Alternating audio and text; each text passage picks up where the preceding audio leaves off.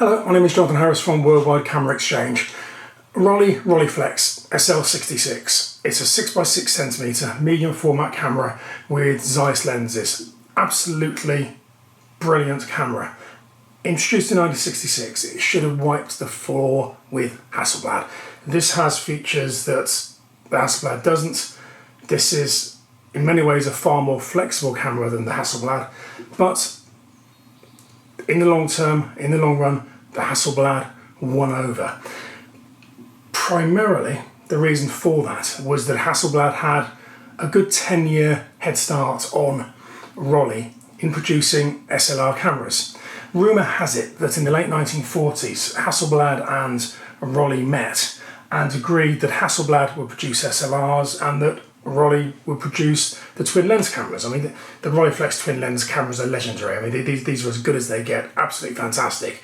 And as the story goes, Rollei would produce these, Hasselblad would produce the SLRs, they wouldn't step on each other's toes. Come the mid-1960s, Hasselblad had been producing SLR medium format cameras for almost 10 years, their 1000F camera and their 1600F camera. And the market for SLRs in the late 50s and early 60s was really growing. So come 1966, Rollei reneged on their agreement, if there was indeed an agreement, and introduced this.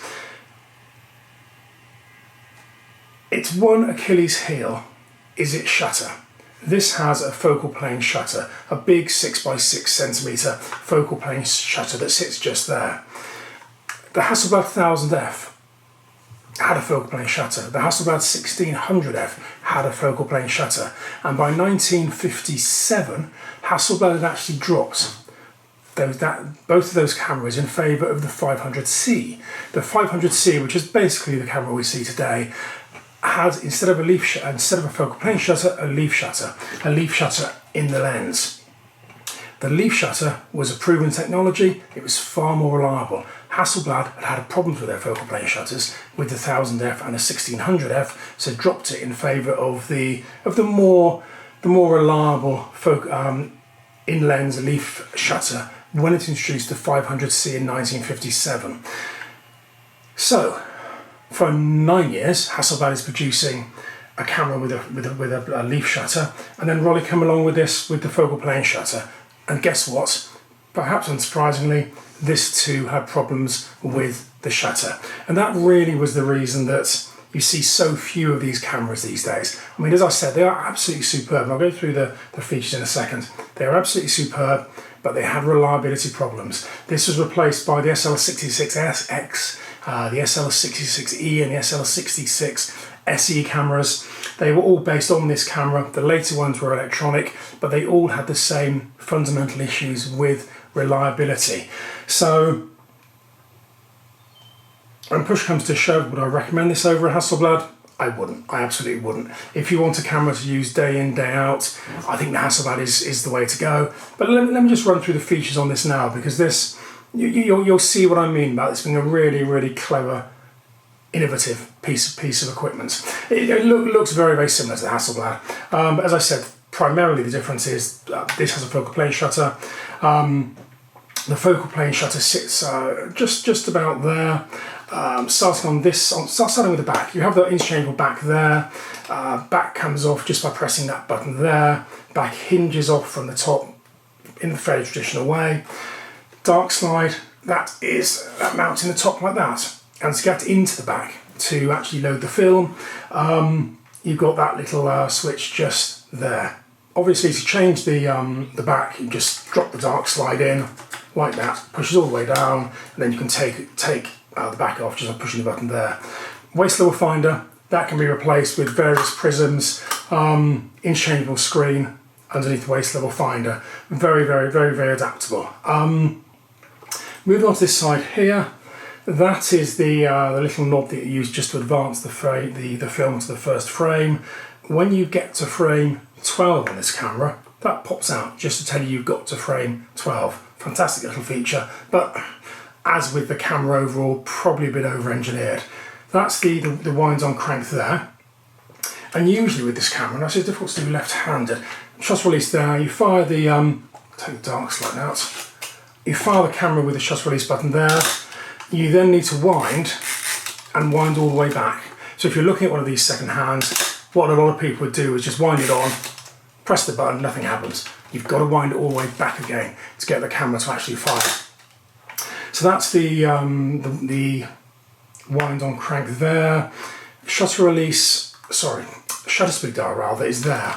All the way up to 1,000th of a second, all the way down to a second plus B. One of the advantages with the focal plane shutter is that it does operate at higher speeds. So with this you go to 1,000.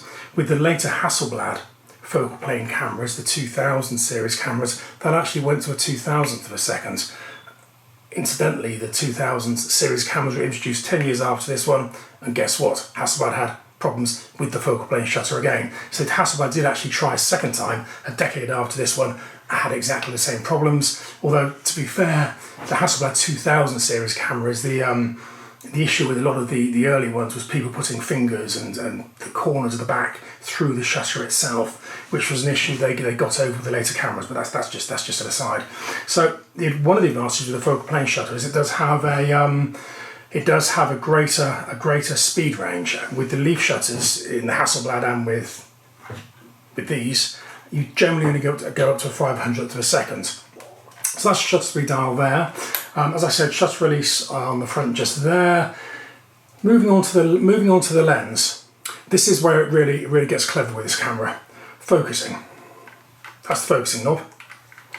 You'll see as I focus it backwards and forwards, the focusing is actually on a standard, and it shifts a lot further than you'd normally expect. That allows you to focus a lot closer. Not only does the moving front standard allow you to focus a lot closer, you can actually reverse these lenses without an adapter. Most of the lenses they make for the camera, now the lenses range from a 30, which I don't think I've ever seen, to a 40, to a 50, all the way through. I think there's even a 1000mm made for this camera, although again I don't think I've ever seen one of those. I'm sure there was a 1000mm made. Most of the lenses, not all of them, but most of the lenses will reverse. You just take the lens off there, just by pushing that little silver button underneath, and the lens will actually reverse. There's a bayonet mount here, actually reverse straight back onto the camera without a need to use any adapters, which is fantastic. So from a macro photography perspective, this camera is incredibly flexible. Going back to that front standard, if I pull this black button down and leave it down here, again it's a bit awkward, you'll see that I can now tilt that front standard up and down. That is an absolutely brilliant feature that allows you to shift the focus plane. And if, for example, you're taking landscapes, you can shoot a landscape from 6 feet to infinity and have absolutely everything in focus without needing to stop down, because you're able to move the shift of focus. It's called the Scheibenflug principle. I mean, large format photographers will know all about it. If you don't know about it, it's worth looking at. It's quite an interesting part of photography. So allowing the front standard and the lens to actually tilt up and down like that for landscape photography, and actually for macro photography as well, is a very, very useful feature. And I don't think there are any other cameras that do this apart from large format cameras. Certainly no cameras of this type that do that. I mean, that's a really, really nice feature to have. Just here, that actually allows you to lock it in whatever position you want to put it in. Coming on to the focusing knob, again, this is where it gets really clever and actually in many respects quite over-engineered. You'll see there's the focusing scale there. There's no focusing scale on the lens itself, just the aperturing. Focusing scale there, and also depth of field preview. If you change lens, obviously the depth of field changes, but you can change the focal length just there, which also shifts the depth of field scale there. So whatever lens you're using, you just change the adapter, just change the setting there, and that then allows for the differing depth of field. Again, a really, really clever feature. Just looking at the bottom, a fairly standard setup on the bottom with a 3/8 tripod bush. Now, I always like to give advice about buying these things second hand. Would I recommend one? No, I wouldn't. they are not particularly reliable. This camera does work.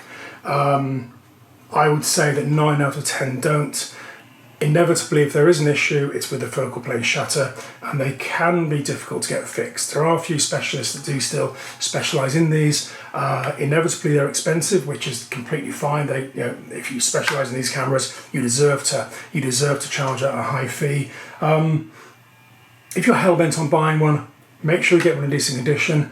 Make sure you get one that's been serviced. And if you get one that's been serviced and you don't hammer it, it'll probably serve you quite well. But when push comes to shove, would I recommend this over the Hasselblad? No, I'd recommend the Hasselblad all day long, unless of course you particularly needed the extra features that this camera provides. I hope that's useful. If you've got any comments, please stick them in the comments box below. I'll always respond when I can. Otherwise, subscribe and like, and I'll see you again soon. Thank you. Bye-bye.